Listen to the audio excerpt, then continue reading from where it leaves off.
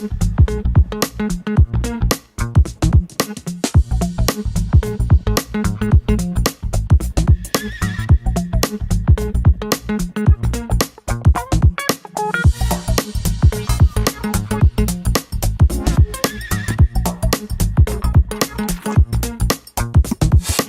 and welcome to another episode of On The Watch, where we don't let our fandom get in the way of our honest criticism. Pej, this episode is really putting it into the test. That isn't the it? ringer, isn't it? It is. The fandom. The fandom. And criticism. And criticism. Good God. To be perfectly honest, we are both huge fans of Michael Jackson. Lifelong fans of Michael Jackson. Bad and Dangerous were the first albums we ever bought. Yes. The History DVD was the first DVD we ever bought.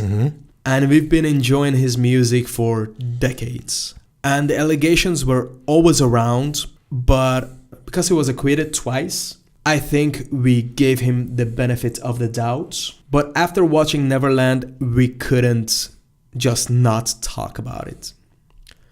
So this is gonna be our discussion about the documentary Leaving Neverland, and our discussion, our soul-crushing discussion about Michael Jackson and what he allegedly has done. Pej, you watched the documentary. What did you think? I gotta go first. You want me to go first? I could go first. Go ahead. I had a rough time watching it. I had to watch it in multiple settings. As did I. Especially the first time, I really had to stop around 45 minutes of the first episode. That's where everything gets real. And I ate some ice cream. I went to bed. Had nightmares. I kid you not, I had nightmares. For me, this is very personal. Yes, it is. I've always given Michael the benefit of the doubt. Even during allegations. As a child, I used to get bullied because I liked him. I remember in elementary school, I don't know which grade it was actually exactly. I think it was 5th or 6th. Somewhere around that. Yeah. Every Monday we had to speak about what we did in the weekend, and I used to bring my Michael Jackson CDs every Monday, and tell everybody that I listened to some Michael Jackson again. He's been sort of a constant in my life of somebody to look up to, and to admire, because our lives hasn't always been that easy, and I guess I needed somebody to admire that much, to the level that I have admired Michael Jackson. I was at a very young age. I was obsessed with his music, with his dance moves, with his energy, With his persona, really. with his persona that he created. I remember also when the second allegations came around, I used to get bullied a lot for sticking to his side at school. But I truly believed he was a damaged person who wouldn't damage others. Watching this documentary, especially around the 45-minute mark, really shattered the image I've had of him. That illusion. That illusion, what I've convinced myself for years, I felt cheated. I've seriously felt like I've been cheated on. And he deceived me. And it sucks to say that, but I really felt like a fool. And I was hurt. And I'm watching people who have been abused, and I feel bad that I feel hurt, but because these people have been abused. But I feel like I and many others have also the right to feel that way, because I don't know.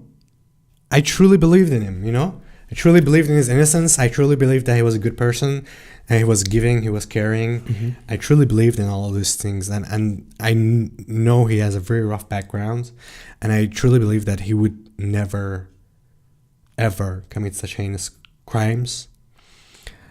Watching this documentary is the first time I've been convinced that he was a pedophile and that these allegations have always been true. It was very emotional watching it because they show you footage of him in his element.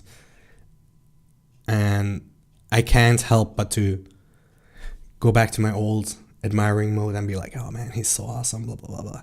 And a second later, they're like, yeah, but he abused me. And I instantly feel bad about it. It was an emotional roller coaster for me.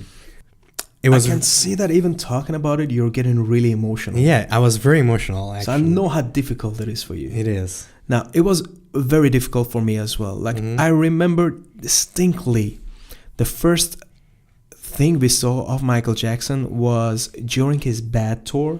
Yeah. We had a VHS tape. Yeah.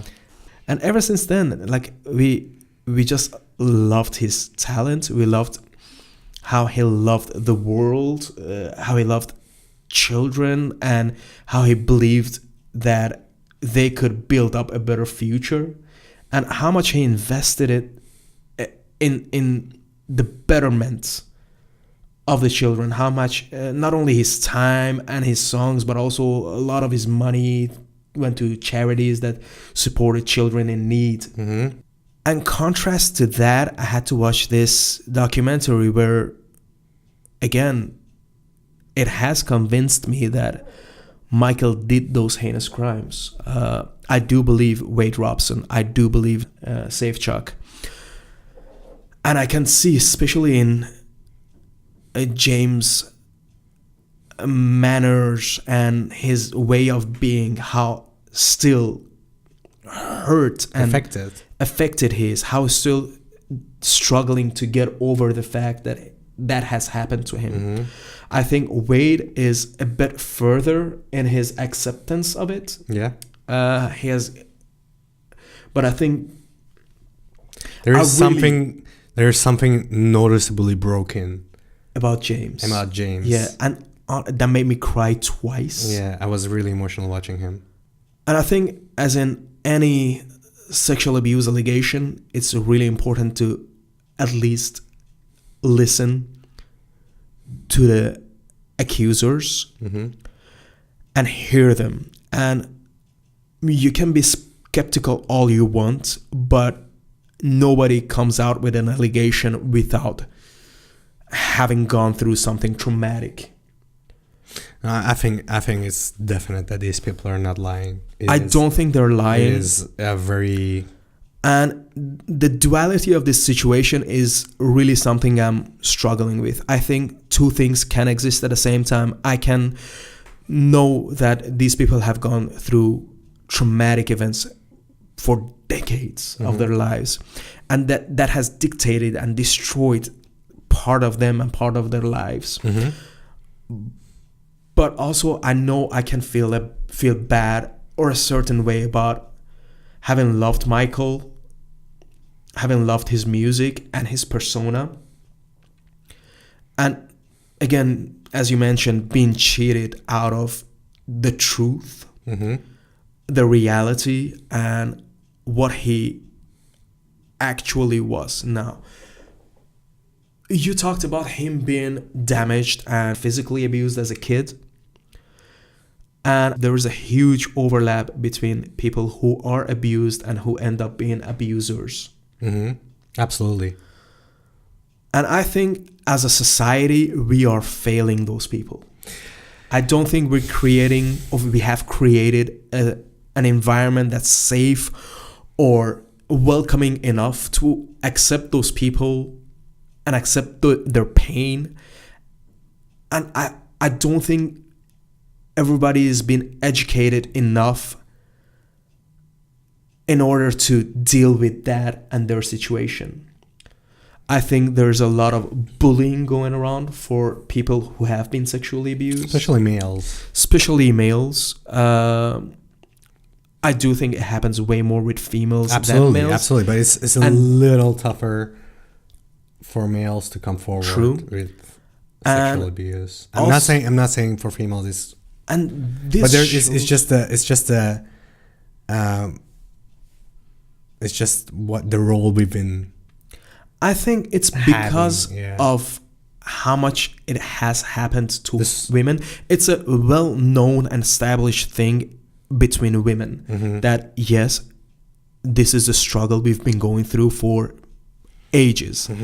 But because it hasn't happened to men as often, I don't think it's talked about enough, established enough. People are not educated enough about it, and that's why it's harder for men to come out as sexually abused. And this shows every time there's a discussion about sexual abuse, how people talk about it like, why have they waited this long to come out? Well, it doesn't take everybody the same amount of time to feel strong or secure enough to share that. I think if you haven't watched the documentary, it's easy to ask those questions. But if you watch the documentary, it's very bigoted to say things like there's a lot of shame, doubt, and love that goes into this. Both Wade and James talk about how much they loved Michael, even after the abuse had taken place. Even during the abuse had taken place, they saw it as a way in which Michael was loving them, and they were giving Michael love back. A lot of it has to do with manipulation. A lot of this has to do with celebrity worship. A lot of this has to do with how we treat celebrity in real life and how they don't really have a real life outside of the bubble. Yeah. It has a lot to do with loneliness and clueless parenting.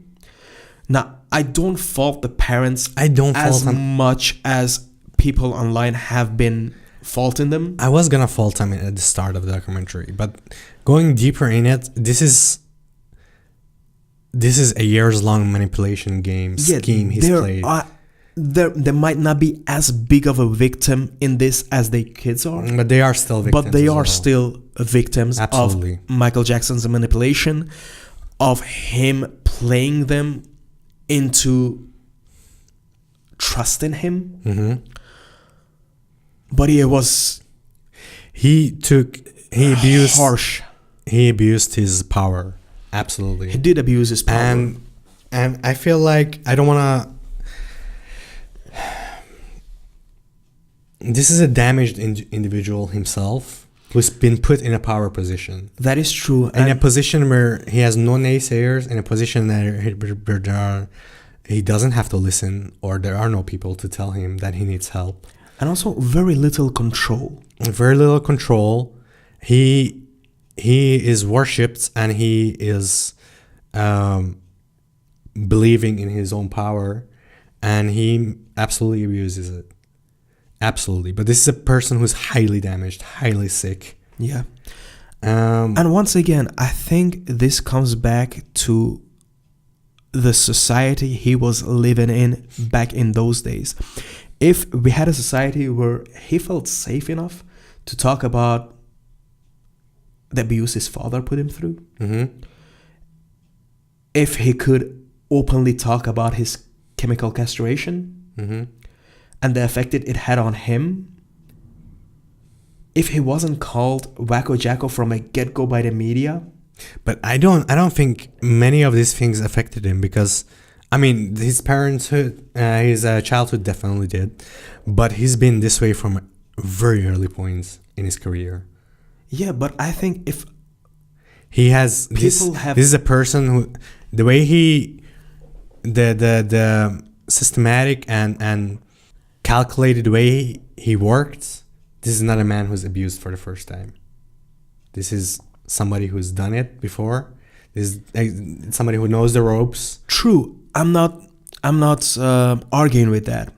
What I am saying is, if as a kid he could come out and talk to somebody about what he's been through, just an outlet in which he could process his feelings, his abuse, his guilt, his reality, He I had think it might have affected him differently. he had nothing resembling a normal life, normal social terms. That is true. And I think that created a monster. He's almighty. He has none of the social tools that we have, and he just turned out to be a monster. Yeah. Because of it. Now, I don't want any of this to be seen as a defense for Michael, No, because absolutely I am not. not defending him. Absolutely Especially as a parent, I was appalled. I was disgusted by what I saw and had to just accept. But I do believe you can't. I don't believe anybody in this world is bluntly a monster. I think most of things come from somewhere. You know That what I is mean? true. And So also, that's what we're discussing. there is a discussion to be had that, okay, Michael Jackson had this monstrous part, had this deep flaw within him. And he also had the helping part in him. He also had the genius that made that music in him. And that's where I'm struggling right now. How to separate the art and the artist. I don't think I can do that. And we've had many discussions about separating art between the artist itself. Well, the thing is, And I haven't been able to do it thus far. I don't know if I'll ever be able to do it with Michael Jackson. Until even the past year, I've had years that I get obsessed the whole year, and I only listen to his music because that is true. it brings a creative. I am a creative person. You are. It brings creative drives and boosts, and It inspires you. it inspires me and inspires me to work harder on my creativity and have his drive. But now I don't think I can ever do that again. And it does. I have played music on shuffle, and his music comes along, and instantly I skip it. Even songs that I really admire and like, and I don't think I can ever. This is so close to home. This is so emotionally entangled with me that his persona and his music were a part of my life that I can't ever separate the two. I don't think I can. I understand that. And with artists who I didn't love as much, who I didn't have as deep That was of a connection, it was much easier. Like, R. Kelly is a monster, but I still can appreciate Fiesta or Ignition, or If I Could Turn Back the Hands of Time, or I Believe I Can Fly. I still can enjoy those songs. But a couple of days ago, when I was watching it, right after that, when I was on my way to work on a car, Billie Jean started playing. And I had a reaction. Yeah, me too. I felt bad. I had a physical reaction. I had to pull over to the side of a road and just turn the channels, take a minute. It's a rough. It's really rough. It's getting hit with reality in the face. Yeah. And it really have a deep impact on me. It's going to take me a long while to be able to process this, to be able, if I ever will be able or not, I don't know, to separate the art and the artist. But yeah, I think we're both on the same side where even though we're not a judge or a jury, we do both believe Wade and James. Absolutely. We do feel for them. We do. I feel so bad that for so long they've been not believed. And many people like them haven't been believed because Michael Jackson was in the position that he was. True. And what I feel even worse with is that Michael continuously used both Wade and James to come to his defense in other cases. Absolutely. He was master manipulator. For Wade to have to explain to an audience that he felt proud and a certain emotion where he had to save Michael because the love he still felt for him, and still having to grapple with how he knew and felt abused by him. I don't think I can ever feel those emotions. I hope nobody ever has to feel those emotions, even though that might be a naive state of thoughts for me, but it just doesn't stop. And what I realized right after the broadcast ended on television, the amount of calls to facilities where they handle stuff like this increased by double. Okay. And even more. And most of those people, and this is insane to me, were over 40 and over 50. People have to silence their abuse for so long, having to struggle with those feelings, having to live with the fact and not being able to place it where they could just go on with their lives without that having to hold them back. And people are still discussing why didn't they come out sooner. I think at this point, I am truly sick with what I've been witnessing as a reaction. I haven't, to be honest with you, I haven't looked up any reactions. And a part of me is that there's going to be a lot of ignorance out there. There is a lot of ignorance. There are a lot of people who are going to believe Michael no matter what. There are a lot of people who are believing the accused 100%. But the reaction that comes out way more often than not is, why did they wait so long? And I wish people need to be educated on the subject. People need to understand that this is not something you work through in a second. Yeah, absolutely not. It takes years. Some people just die with that and take their secrets to their graves. Wade specifically mentioned when he had to defend Michael in the second trial in 2003 that he was going to take the secret to his grave. And what really changed everything for him and James is them getting into relationships with other women and having kids. Yeah. And how you don't want your kid to go through the same thing. And how you struggle with that because you cannot unsee it. But yeah, it was really heavy for me. As a father, as a husband, as a human, I was really emotionally charged. I was frustrated. I'm still struggling with how I have to really put my feelings into words. After I quit the first time, around the 45-minute mark, I was really having a tough time going back to it. But at a certain point, I felt like I am obliged to myself. Absolutely. To watch this and go through this, because staying ignorant is worse. Staying ignorant for what? To keep that dream alive. This person was terrible and he abused people, and I feel like anybody that call themselves fans of Michael Jackson owes it to themselves to watch this Absolutely documentary, and owes it to not only themselves but to the abused to actually hear them out first. True. Because in my mind, I'm among the biggest Michael Jackson fans that is out there, and I was convinced not even until the 45-minute mark.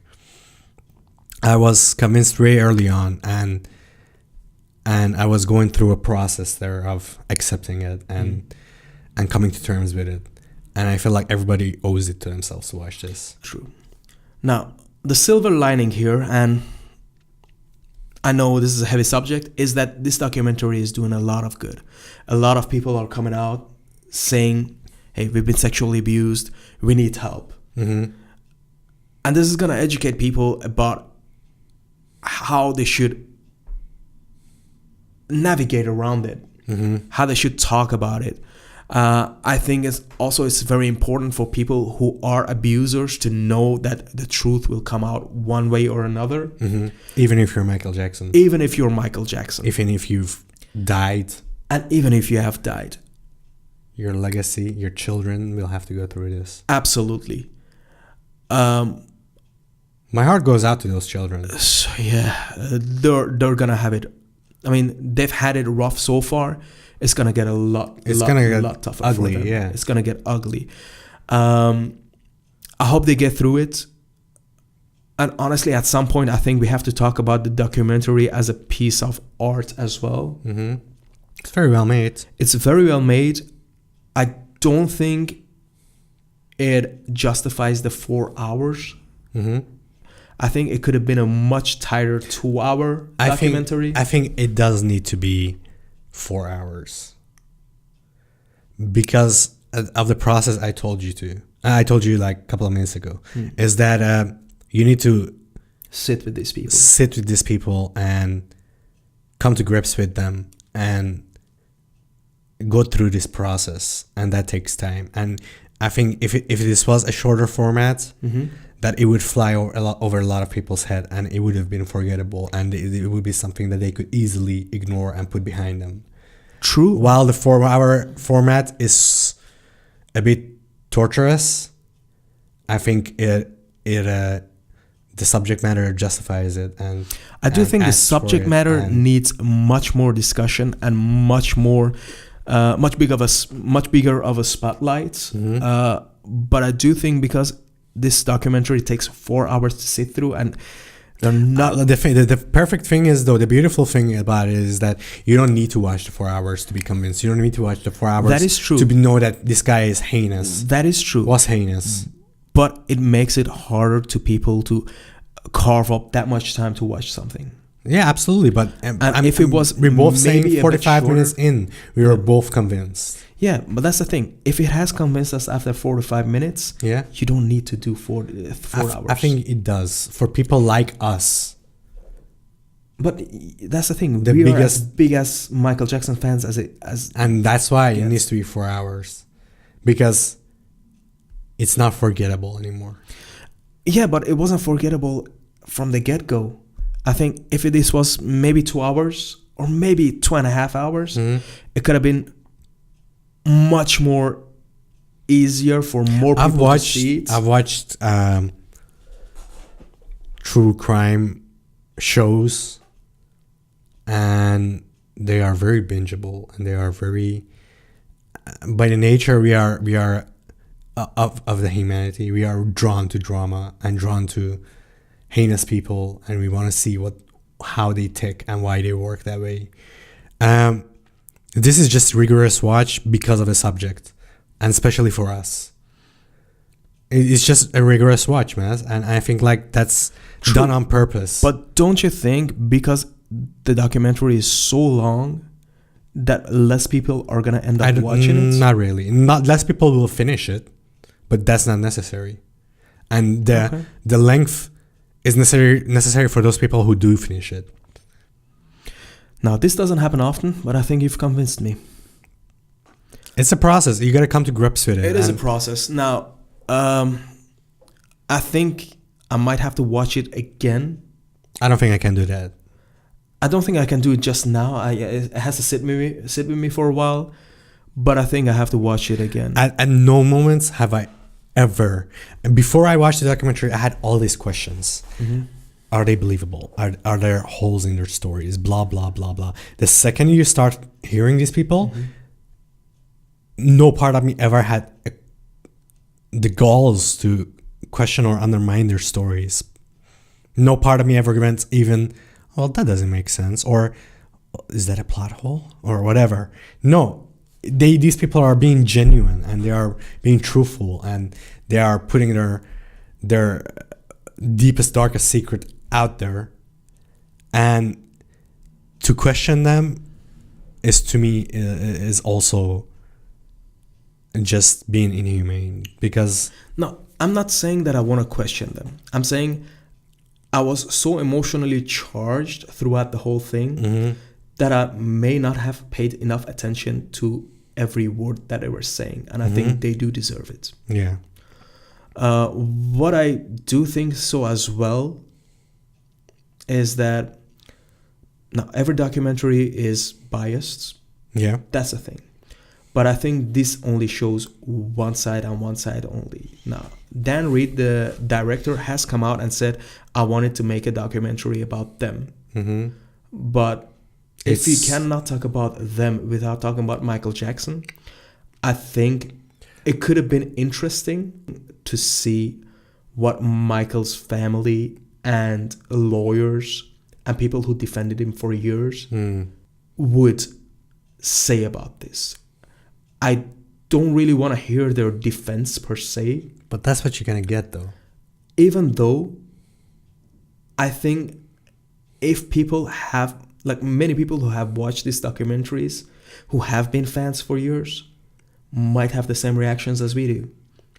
And you could have that in your family as well. And I wish I could have seen that side of it as well. I wish I could have seen how, let's say, a Janet would react. Well, if Janet has known for a very long time and hasn't said anything, she wouldn't want to react, man. But who said she knew? Yeah, but you don't know Michael that. Michael was a very solitary dude. I'm just saying, for you to get truthful facts out of the family and unbiased reactions, I don't want to. It's very hard to get it out there. Now it could be possible after the documentary release. Maybe there could be a part, true, including the family and what they think now. But also, at the time, I don't think you would have gotten any truthful answers, or you would have just gotten, oh, I don't know anything about that.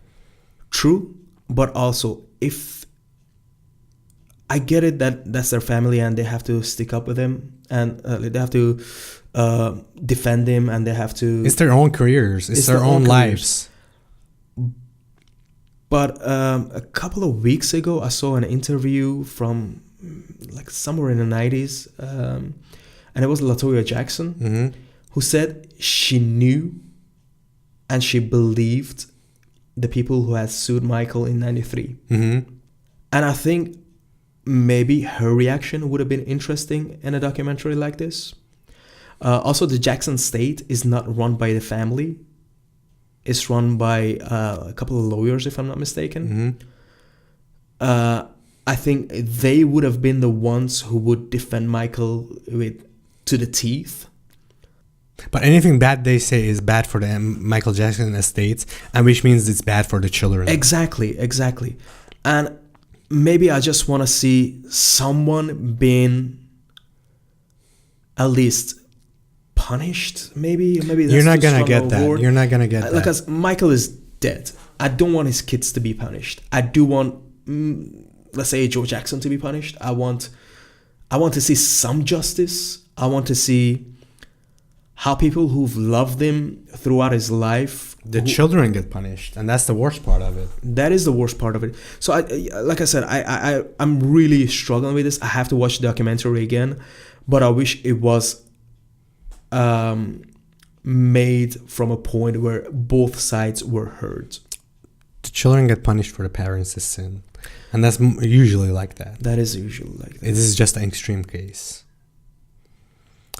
And I'm glad that they didn't include anything Michael Jackson related from their standpoints, because I think that would have muddied the water. We've heard for many years Michael's side of the story and what he's been through. I'm glad none of that was included, because that's going to sympathize him when he has had his sympathies. Well, the video he made in 93 about him being innocent was in the documentary. And you saw the lawyers talking about, these are just people who want to get money out of Michael. But I want to see an emotional reaction, which I'm probably never going to get. No. Of his family. Once again, I have to rewatch it to be able to really process this. Yeah, it's gonna take a while. It's gonna take. And my heart goes out to everybody who's been affected by this. Honestly. To everybody, and everybody who's been abused. Just please talk to people who know how to handle this stuff. Seek help. Okay, you want to wrap this up? Yeah, guys, thank you for listening. I know we weren't as eloquent as we'd like it to be. But yeah, there are a lot of emotions going through us right now. Nonetheless, please like, subscribe, and comment. Thank you. See you next week for our next episode of On the Watch.